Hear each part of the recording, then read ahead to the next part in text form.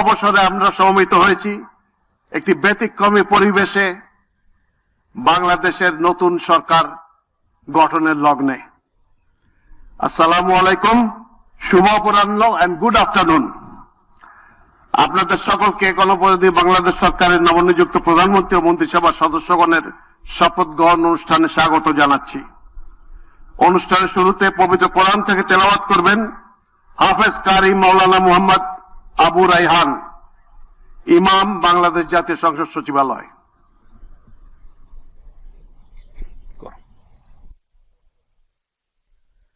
أعوذ بالله من الشيطان الرجيم.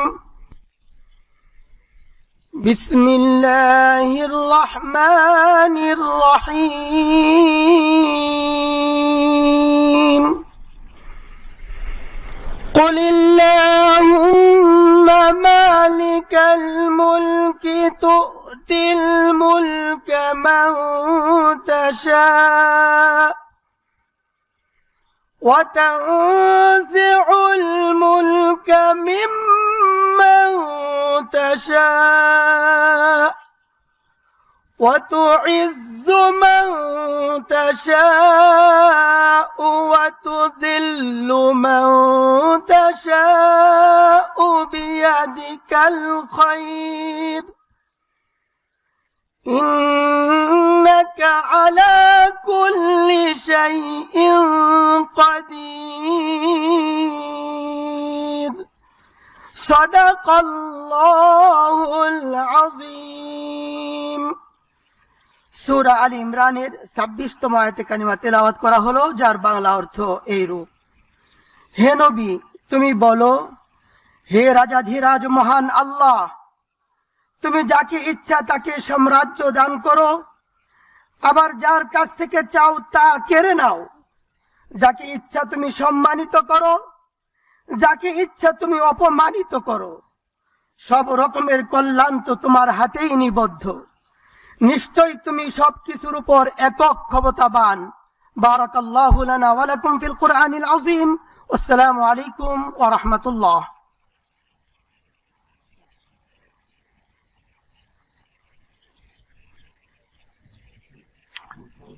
সম্মানিত সুধীবৃন্দ, অনুষ্ঠানের শুরুতে গভীর শ্রদ্ধায় স্মরণ করছি স্বাধীনতা যুদ্ধের নিগৃহীতা মা বোনদের।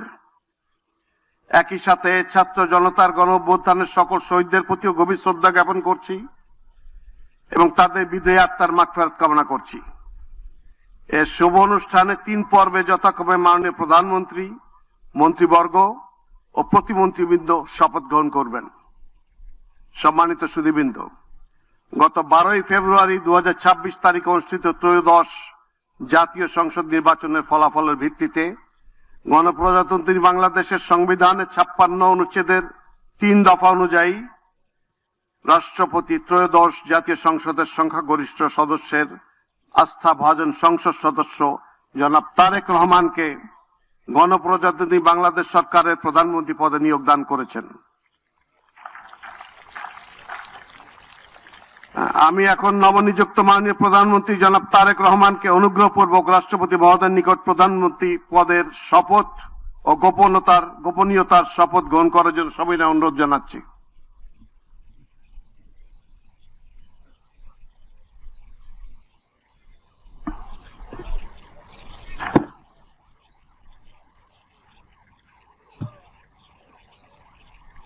নবনিযুক্ত মাননীয় প্রধানমন্ত্রীর শপথ পাঠ পরিচালনা করার জন্য রাষ্ট্রপতি মহোদয়কে বিনীত অনুরোধ জানাচ্ছি। বিসমিল্লাহির রহমানির রহিম। বিসমিল্লাহির রহমানির রহিম। আমি সশ্রদ্ধ চিত্তে তারেক রহমান সশস্ত্র চিত্রে শপথ করিতেছি যে আমি আইন অনুযায়ী সরকারের প্রধানমন্ত্রী পদের কর্তব্য বিশ্বস্ততার সহিত পালন করিব। আমি বাংলাদেশের প্রতি অকৃত্রিম বিশ্বাস ও আনুগত্য পোষণ করিব। আমি সংবিধানের রক্ষণ আমি সংবিধানের রক্ষণ, সমর্থন সমর্থন ও নিরাপত্তা বিধান করিব। ও নিরাপত্তা বিধান করিব। আমি আমি ভীতি বা অনুগ্রহ, ভীতি বা অনুগ্রহ, অনুরাগ বা বিরাগের বশবর্তী না হইয়া অনুরাগ বা বিরাগের বশবর্তী না হইয়া সকলের প্রতি আইন অনুযায়ী সকলের প্রতি আইন অনুযায়ী যথাবিহিত আচরণ করিব। যথাবিহিত আচরণ করিব। এবার মাননীয় প্রধানমন্ত্রীর গোপনীয়তার শপথ পাঠ পরিচালনা করার জন্য রাষ্ট্রপতি মহোদয়কে বিনীত অনুরোধ জানাচ্ছি। আমি তারেক রহমান সশ্রদ্ধ চিত্তে সশস্ত্র চিত্রে শপথ করিতেছি যে শপথ করিতেছি যে সরকারের প্রধানমন্ত্রী রূপে সরকারের প্রধানমন্ত্রী রূপে যে সকল বিষয় আমার বিবেচনার জন্য আনিত হইবে যে সকল বিষয় আমার বিবেচনার জন্য আনিত হইবে বা যে সকল বিষয় আমি অবগত হইব আমি অবগত হইব তাহা প্রধানমন্ত্রী রূপে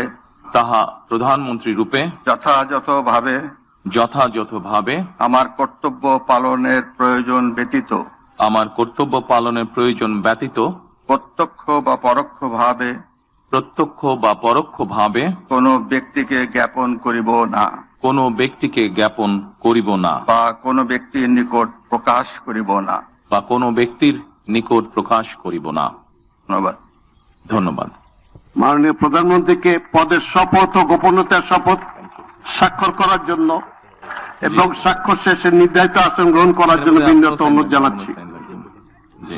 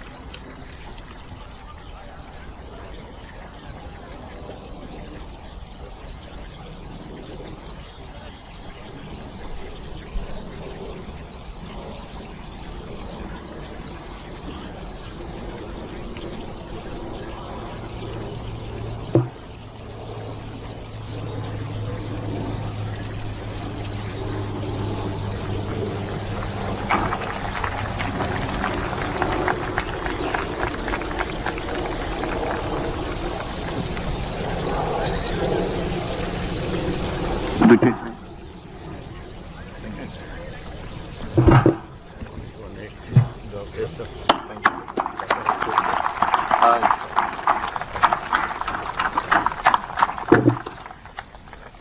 গণি সাহেব, আমি কি নিচে চলে যাব? না স্যার, আপনি বসেন।